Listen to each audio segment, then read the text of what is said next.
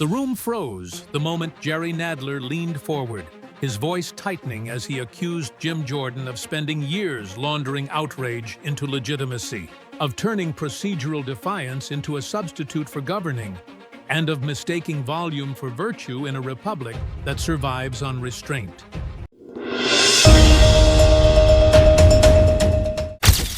It did not sound like a question, and it was not framed as an invitation to respond, but as a moral verdict delivered with the confidence of someone who believed the audience would nod before the sentence finished. The cameras caught the stillness that followed, a stillness that felt deliberate rather than awkward, as if everyone present sensed that this was not the beginning of a debate, but the drawing of a line. Jordan did not interrupt, did not object, and did not even shift in his seat, which only amplified the accusation by forcing it to hang in the air without resistance. In that suspended moment, the clash stopped being about policy details and became a contest over who possessed the authority to define reality itself.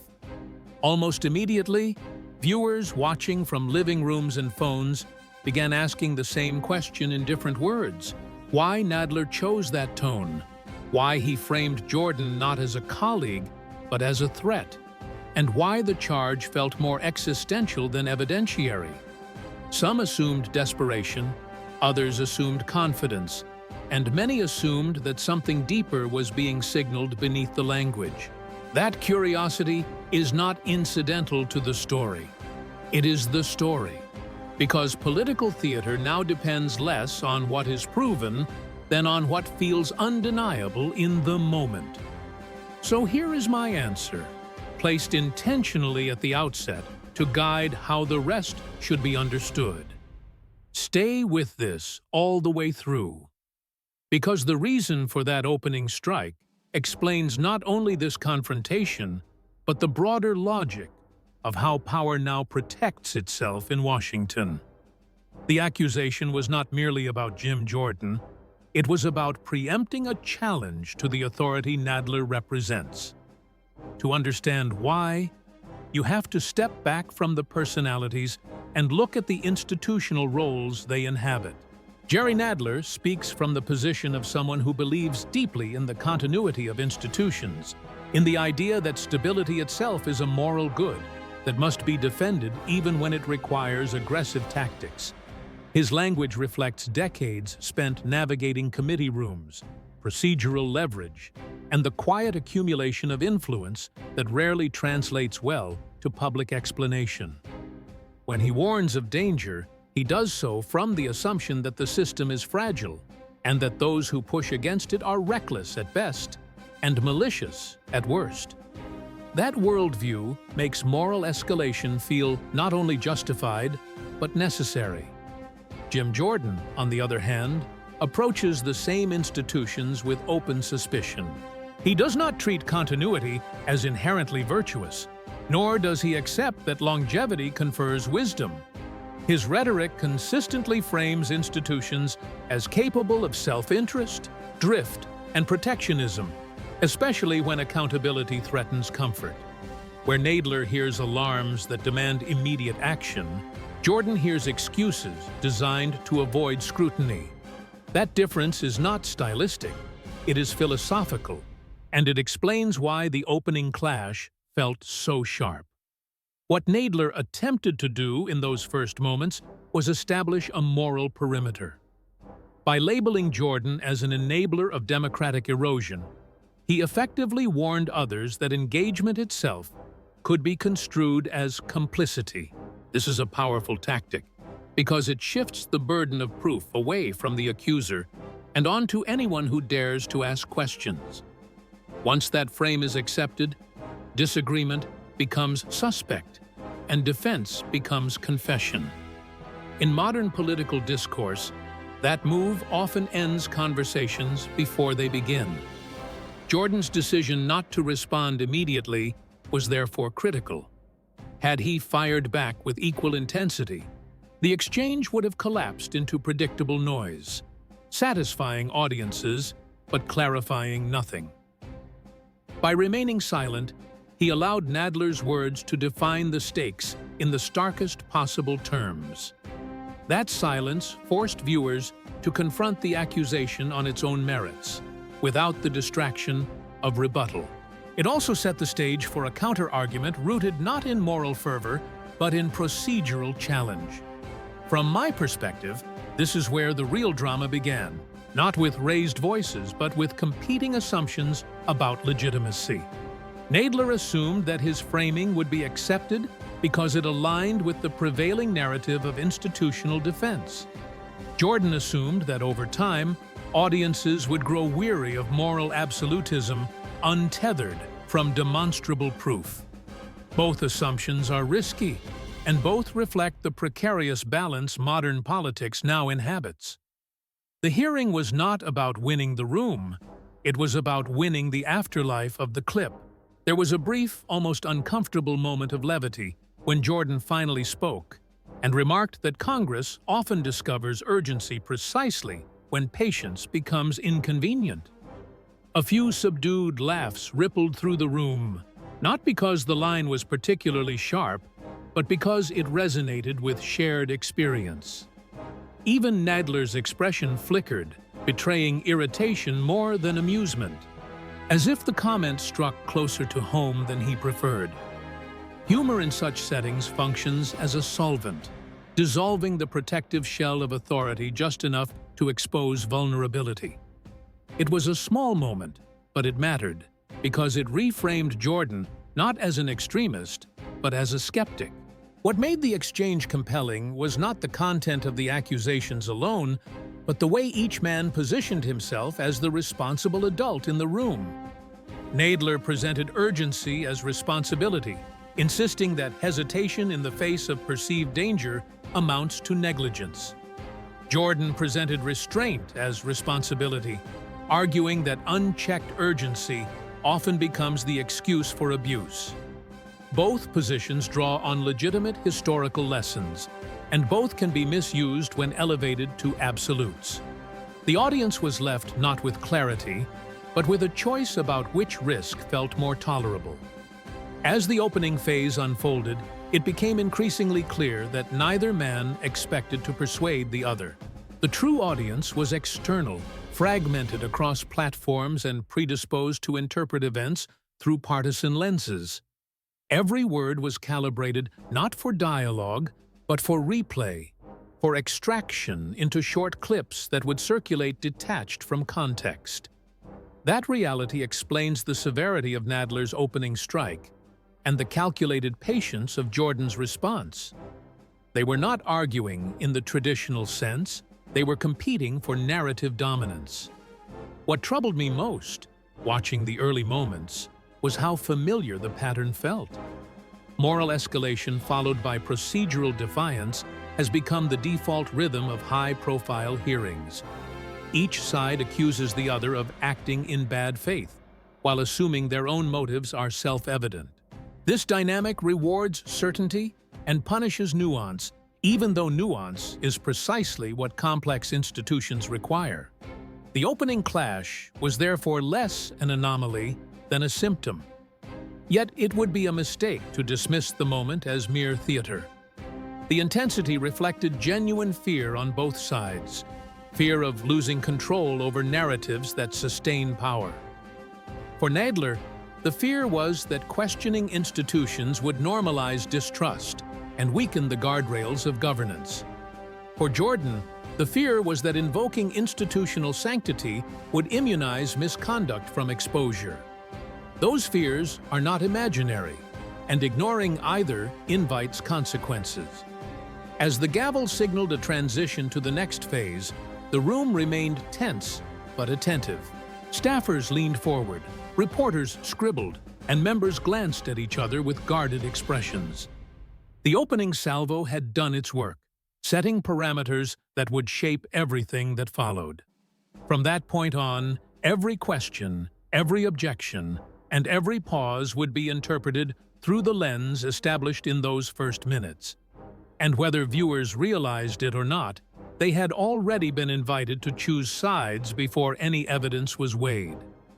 The danger in such moments is not that one side might be wrong, but that the process of determining right and wrong becomes secondary to performance. When accusations are framed as moral certainties, the incentive to prove them diminishes. When defenses rely on procedural skepticism alone, the risk of appearing evasive increases. The opening clash captured that tension perfectly, leaving no easy refuge for those seeking clarity. It demanded not agreement, but attention. If there is one reason this moment mattered beyond the personalities involved, it is because it revealed how fragile shared standards have become. Both men appealed to accountability, but they meant different things by it. Both claimed to protect democracy, but they envisioned different threats. That divergence cannot be resolved through volume or silence alone. It requires a willingness to examine not only the opponent's motives, but one's own assumptions about power. As the hearing moved forward, the initial accusation continued to echo, shaping reactions even when unspoken. Supporters of Nadler heard confirmation of their fears about institutional sabotage. Supporters of Jordan heard evidence of overreach masquerading as virtue. Undecided viewers were left navigating between competing narratives that both claimed moral high ground. That ambiguity, uncomfortable as it is, may be the most honest reflection of the moment. The opening was never meant to conclude anything. It was meant to frame, to provoke, and to anchor memory. Whether it succeeded depends less on who spoke louder and more on who managed to sustain credibility as the story unfolded. That is why the first accusation matters, and why it cannot be understood in isolation. The rest of what follows either justifies that opening strike or exposes it, and that is the journey worth watching through to the end. The second phase began without spectacle, which was precisely what made it unsettling. After the opening clash, the room seemed to recalibrate, as if everyone present understood that the emotional temperature had peaked too early and that something colder was about to follow. Nadler adjusted his papers with deliberate care, signaling a transition from accusation to structure, from rhetoric to record. Jordan mirrored the shift by leaning back, not disengaged but watchful, as though inviting the machinery of the hearing to expose itself. The performance gave way to process, and process in Washington is where power quietly asserts itself. Nadler's questions moved methodically, almost clinically, invoking precedent, committee authority, and the language of institutional obligation. He framed each inquiry as an extension of duty rather than intent, suggesting that the committee's actions were compelled by circumstance, not choice. This was a subtle repositioning, one that reframed earlier intensity as necessary urgency rather than personal animus. By grounding his approach in procedure, Nadler sought to reclaim the high ground he believed came with experience and stewardship. The message was clear: this is how governance works, whether you like it or not. Jordan responded by interrogating the assumptions beneath those procedures rather than the procedures themselves. He did not dispute the existence of authority, but questioned its application, asking why certain standards appeared flexible depending on who was under scrutiny. His tone remained even, almost conversational, which contrasted sharply with the gravity of the implications he raised. Each question carried an implicit challenge, not to the rulebook, but to the consistency with which it was enforced. In doing so, Jordan shifted the focus from legality to legitimacy. From my vantage point, this exchange illuminated a core tension that rarely receives honest attention. Institutions derive power not only from written rules, but from public confidence that those rules are applied evenly. Nadler's defense rested on the assumption that institutional continuity preserves that confidence. Jordan's challenge rested on the fear that continuity without accountability erodes it. Both perspectives reflect real risks, and the hearing made those risks visible rather than abstract. At one point, Nadler referenced prior investigations to justify the committee's current posture, invoking history as both shield and sword.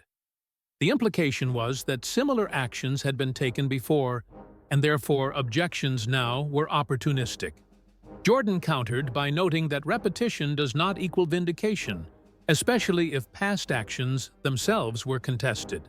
This back and forth exposed how precedent can be weaponized, not just cited. History, in this context, became less a guide than a battleground. There was an undercurrent of impatience among some members, visible in restless movements and whispered exchanges. For them, the debate over process felt like obstruction, an unnecessary detour from what they considered settled conclusions. Jordan seemed aware of this frustration and leaned into it, asking whether speed had become a substitute for certainty. The question was not asked rhetorically, but it landed as one. It forced the room to confront whether urgency had begun to crowd out deliberation. Nadler bristled at the implication, asserting that delay itself can be a form of harm. He argued that prolonged hesitation sends signals of weakness, inviting abuse from those who exploit ambiguity. This framing resonated with those who view governance as a constant race against destabilizing forces. Yet it also revealed a willingness to trade caution for momentum. The tension between these impulses was no longer theoretical. It was playing out in real time. Jordan's replies remained focused on outcomes rather than intentions. He asked whether actions taken in the name of protection had produced clarity or simply hardened divisions. The question was deceptively simple, and perhaps for that reason, difficult to answer cleanly. Nadler responded by emphasizing deterrence, suggesting that visible consequences discourage future misconduct. Jordan countered that deterrence without consensus risks being perceived as punishment rather than justice. What struck me most was how both men spoke past each other while still engaging the same concepts. They used the same vocabulary, accountability, responsibility, democracy, but invested those words with different meanings. For Nadler, accountability meant assertive oversight to preserve institutional integrity. For Jordan, accountability meant transparency that subjects institutions themselves to scrutiny. The hearing exposed how shared language can conceal deep disagreement. A brief moment of irony surfaced when Jordan remarked that Congress often demands trust while resisting verification. A few heads nodded involuntarily before members caught themselves. Nadler responded sharply, accusing Jordan of undermining faith in governance itself. The exchange revealed how fragile trust has become, and how easily skepticism is framed as sabotage. It also hinted at why public confidence continues to erode. As the questioning continued, it became apparent that the committee was not merely gathering information. It was performing its own legitimacy, signaling to external audiences that it remained authoritative and decisive. Jordan's strategy disrupted that performance by insisting on clarity before conclusion. This insistence was interpreted by some as obstruction and by others as restraint. The divergence in perception underscored how polarized expectations now shape interpretation. From my perspective, the danger lies not in disagreement, but in the narrowing of acceptable dissent. When skepticism is automatically coded as bad faith, institutions lose the corrective feedback they need to function. Nadler's approach risked reinforcing that narrowing, even if motivated by genuine concern. Jordan's approach risked enabling paralysis if taken to extremes. The hearing balanced precariously between these poles. The atmosphere grew heavier as time passed, not louder, but denser. Questions slowed, answers lengthened, and the room settled into a rhythm of guarded exchange. No one appeared convinced, but everyone appeared aware that lines had been drawn. The earlier accusation continued to hover, influencing how each statement was received. It was no longer about proving a point, but about sustaining credibility. As this phase concluded, the contrast between the two men had sharpened. Nadler embodied urgency, anchored in institutional memory, convinced that action now prevents collapse later. Jordan embodied skepticism rooted in distrust of concentrated authority, convinced that unchecked power invites abuse. Neither posture offered comfort, only trade-offs. The audience was left to decide which risk felt more dangerous. What became clear by the end of this segment was that the debate could not be resolved within the hearing itself. The structure of the exchange incentivized posture over persuasion, signaling over synthesis. Yet the exposure of these competing philosophies served a purpose beyond immediate resolution. It forced viewers to confront assumptions they might otherwise accept without question. And that confrontation set the stage for what was to come next. The third movement unfolded with a subtle but decisive shift in tone, as if the room itself had accepted that the argument was no longer about rules, but about motives. The earlier emphasis on procedure gave way to a more personal interrogation of intent, not stated outright, but implied through framing and emphasis. Nadler began to speak less like a chairman, managing a record, and more like a veteran warning of patterns he claimed to recognize all too well. His references broadened, moving beyond the specifics of the hearing to the cumulative effect of years of political behavior. The message was unmistakable. This was not an isolated disagreement, but part of something larger and more dangerous. Nadler described what he saw as a strategy of perpetual skepticism, one that erodes trust by design rather than by accident. He argued that constant questioning of institutions does not purify them, but slowly hollows them out, leaving nothing sturdy enough to withstand real threats. The language was careful, avoiding direct insult while still drawing a clear moral outline. Jordan, he suggested, was not merely challenging authority, but cultivating doubt as a political asset. In Nadler's telling, that approach carried consequences far beyond the room. Jordan listened with the same composure he had maintained throughout, but when he responded, his words carried a sharper edge. He rejected the idea that skepticism was corrosive by nature, insisting instead that blind trust was historically more dangerous.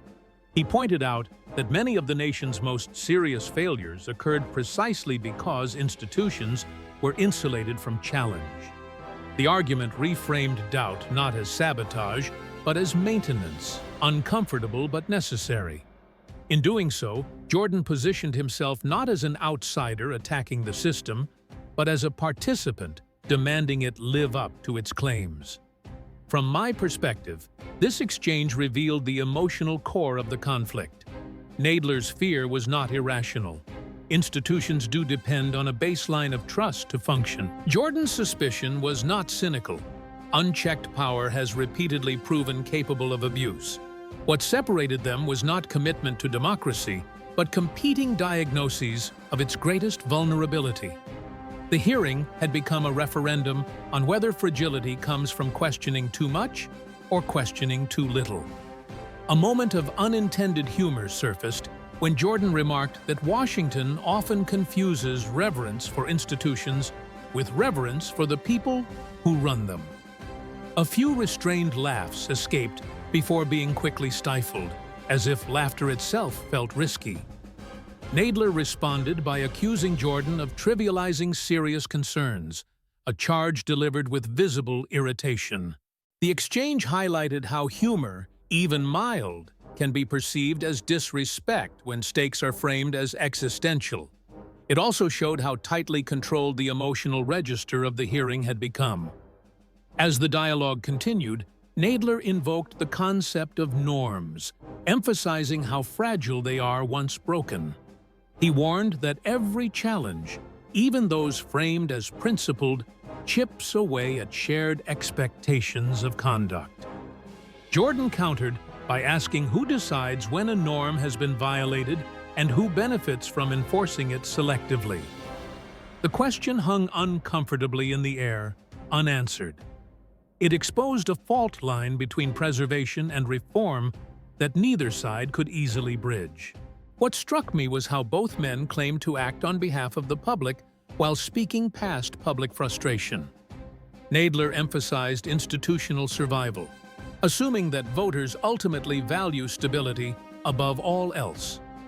Jordan emphasized accountability, assuming that voters are more alienated by perceived hypocrisy than by conflict. Both assumptions carry truth, but neither fully captures the complexity of public sentiment. The hearing illuminated how representation can drift when leaders project their fears onto their constituents. The room grew quieter as members sensed the gravity of what was being argued. This was no longer about winning points, but about defining the moral boundaries of dissent. If skepticism is framed as threat, oversight becomes loyalty. If trust is framed as naivety, governance becomes perpetual suspicion. The tension between these extremes was palpable and unresolved. Nadler attempted to close this segment by appealing to responsibility born through experience. He spoke of decades spent navigating crises, suggesting that his perspective was earned rather than assumed. Jordan responded by questioning whether longevity should shield anyone from scrutiny. Experience, he argued, can clarify judgment or calcify it, depending on whether it is challenged. The implication was clear without being stated outright. As this phase ended, there was no sense of momentum, only accumulation. Each exchange layered meaning upon the last, deepening rather than resolving disagreement. The audience was no longer choosing sides based on likability or tone, but on worldview. That shift made the confrontation heavier, more consequential. It also ensured that whatever followed would be interpreted through an already polarized lens. The third phase did not produce answers, but it sharpened the questions. It forced viewers to confront their own tolerance for doubt and their own expectations of authority. In doing so, it transformed the hearing from a procedural event into a philosophical clash.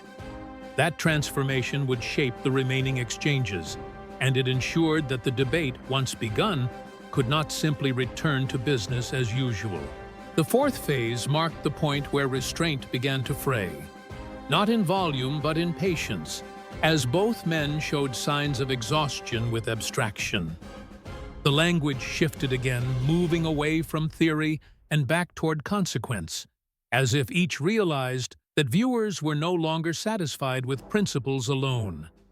Nadler leaned heavily on precedent, invoking past moments when unchecked dissent, in his view, spiraled into national trauma. He spoke of eras when institutions failed because leaders hesitated to draw hard lines. The implication was unmistakable. Hesitation now would invite repetition later. Jordan responded by dismantling that logic piece by piece, arguing that precedent can warn or mislead depending on how selectively it is applied.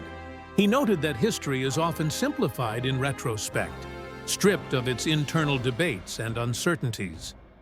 What is remembered as decisive leadership, he suggested, often involved fierce disagreement at the time.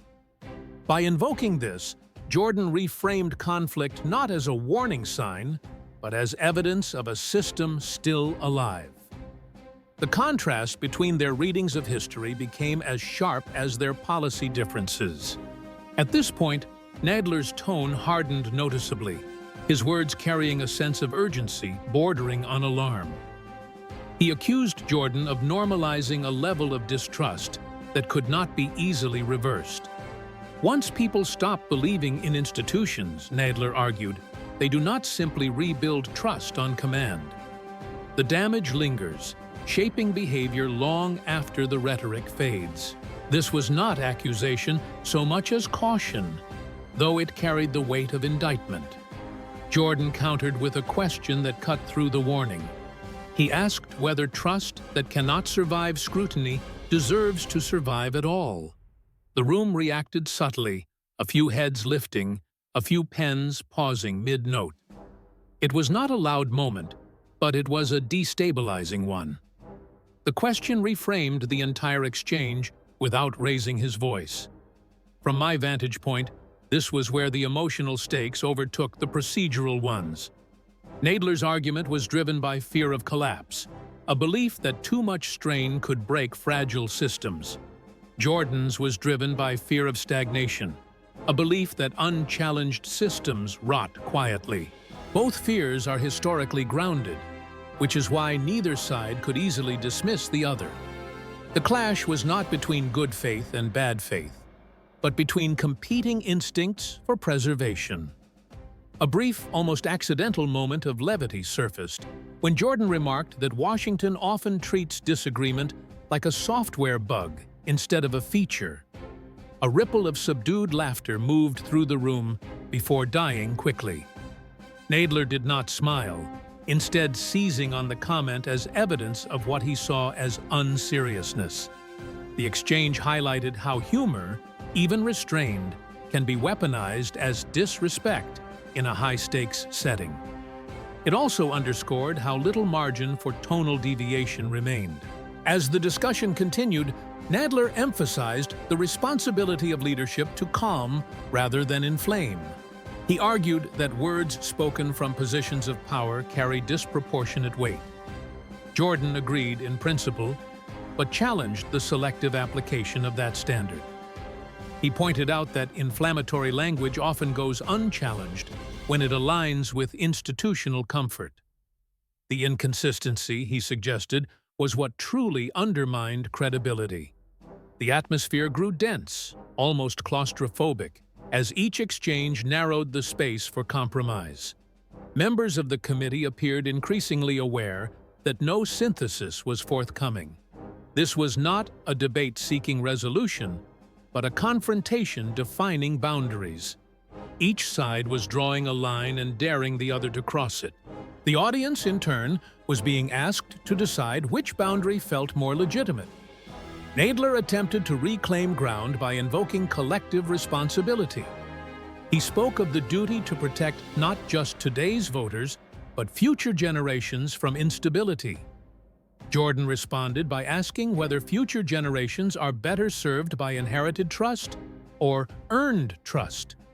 The question reframed responsibility as an active process rather than a static inheritance. Again, no answer followed, only tension.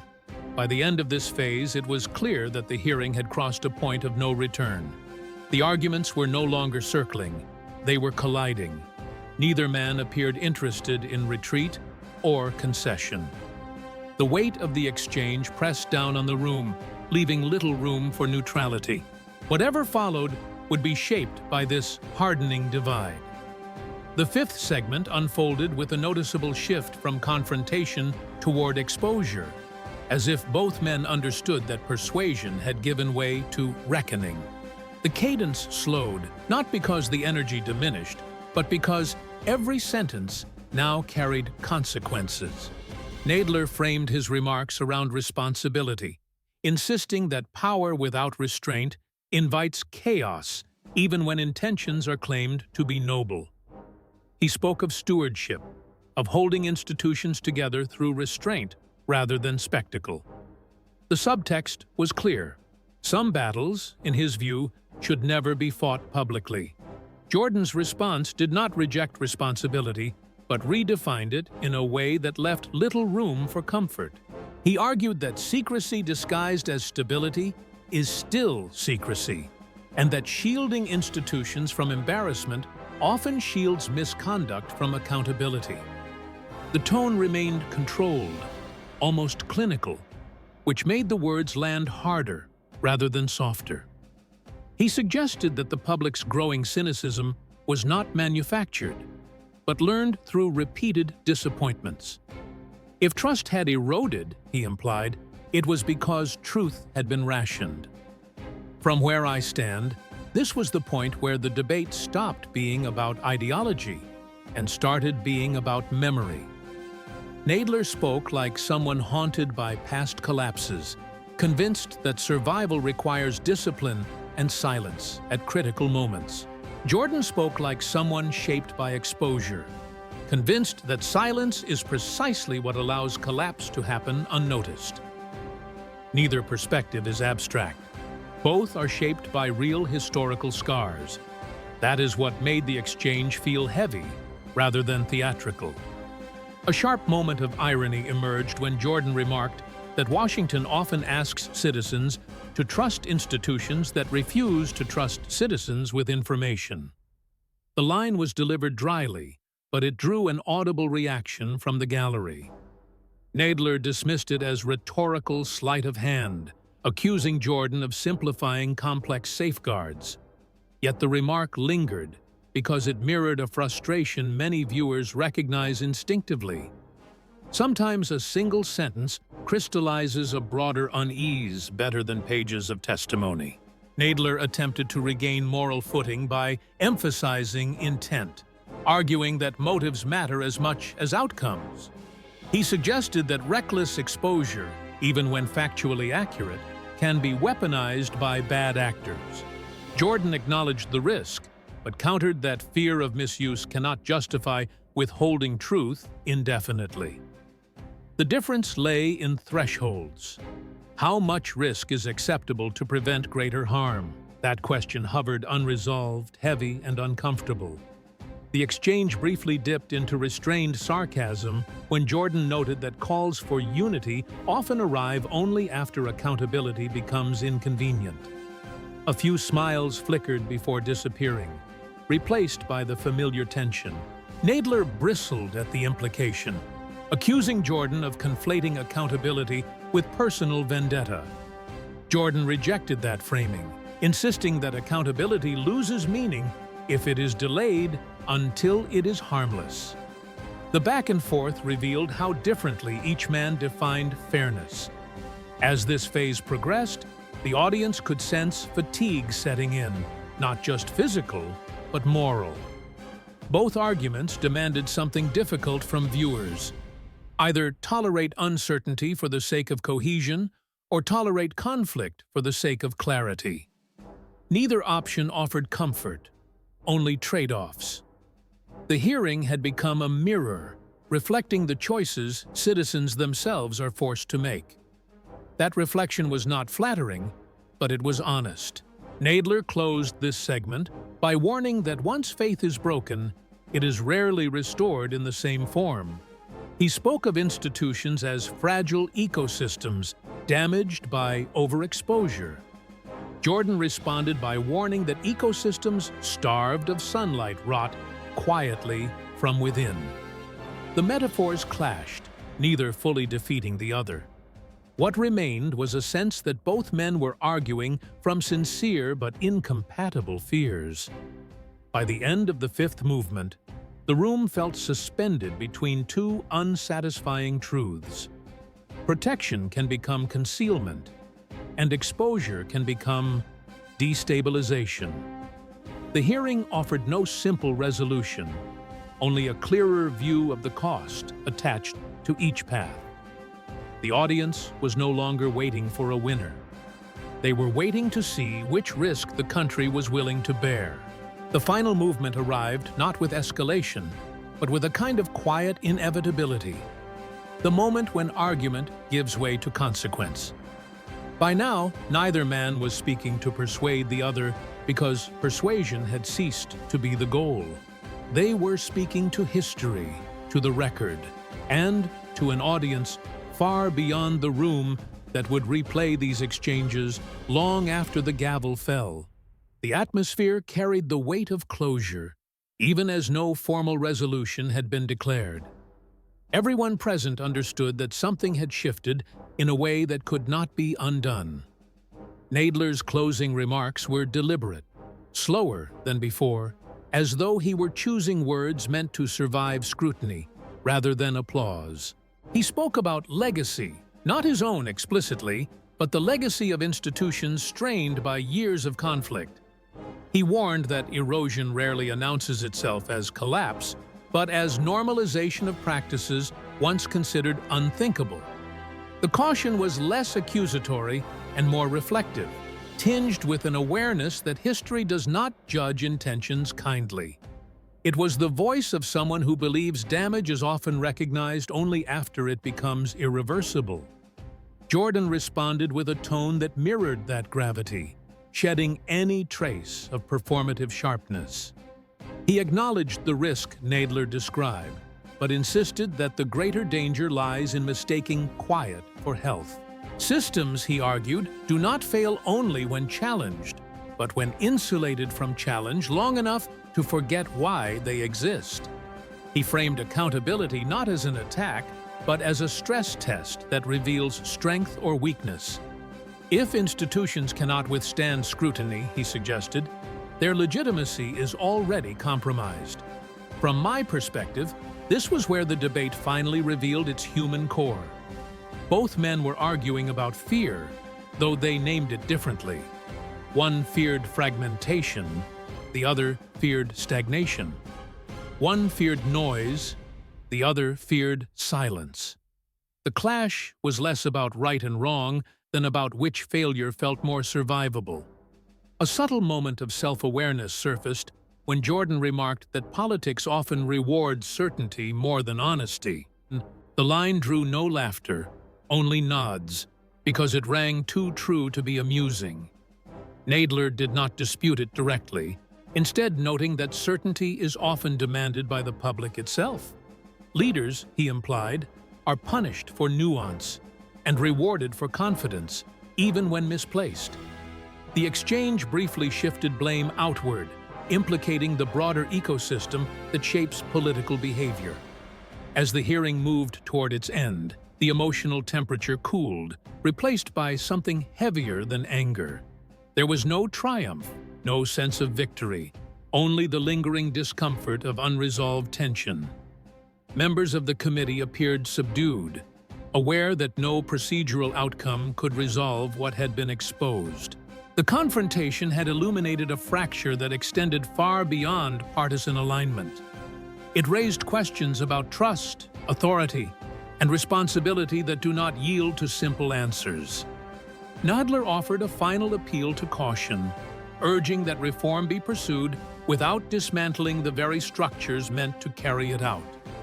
Jordan countered with a final insistence that reform delayed too long becomes indistinguishable from complicity. Neither man softened his position, but neither escalated further. The restraint itself felt significant, as if both recognized the limits of argument. Sometimes the most consequential moments end not with resolution, but with recognition. When the gavel finally fell, it did not feel like an ending, so much as a pause. The audience was left not with clarity, but with responsibility, forced to weigh competing risks without guidance from authority. That discomfort lingered, precisely because it could not be outsourced to institutions or leaders.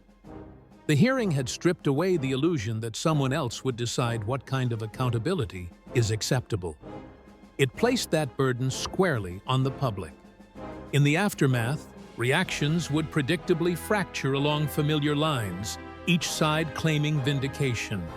Yet beneath the noise, a quieter truth remained.